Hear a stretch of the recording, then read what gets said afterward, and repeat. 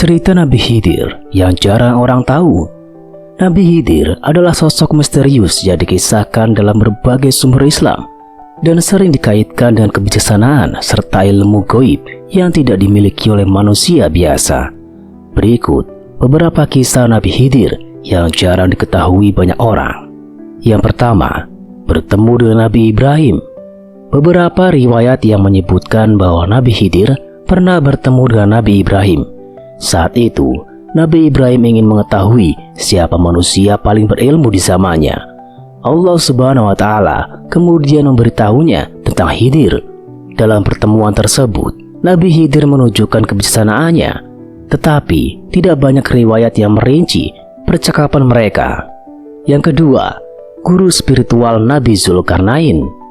Ada pendapat yang menyatakan bahwa Nabi Khidir adalah guru dari Raja Zulkarnain, sosok yang disebut dalam Al-Quran sebagai penguasa yang menjelajahi berbagai penjuru dunia. Dikatakan bahwa Nabi Khidir mengajarkan Zulkarnain tentang hikmah, strategi kepemimpinan, dan kebijaksanaan dalam menghadapi berbagai bangsa yang ia temui. Yang ketiga, pernah menjadi raja di suatu wilayah. Sebagian ulama berpendapat bahwa sebelum diangkat sebagai nabi atau wali yang memiliki ilmu khusus dari Allah, Nabi Khidir pernah menjadi raja di sebuah wilayah. Wilayah ini tidak banyak disebutkan dalam sumber-sumber sejarah, tetapi ada yang menyebutnya sebagai bagian dari daerah di sekitar Persia atau India.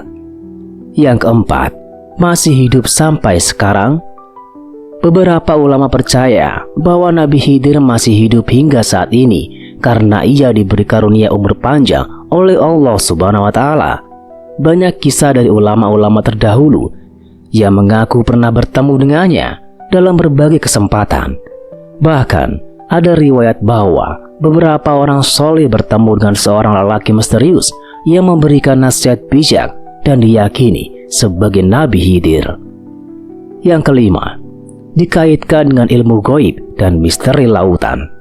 Beberapa sumber menyebutkan bahwa Nabi Khidir memiliki hubungan khusus dengan lautan dan sering berada di tempat-tempat yang dekat dengan air.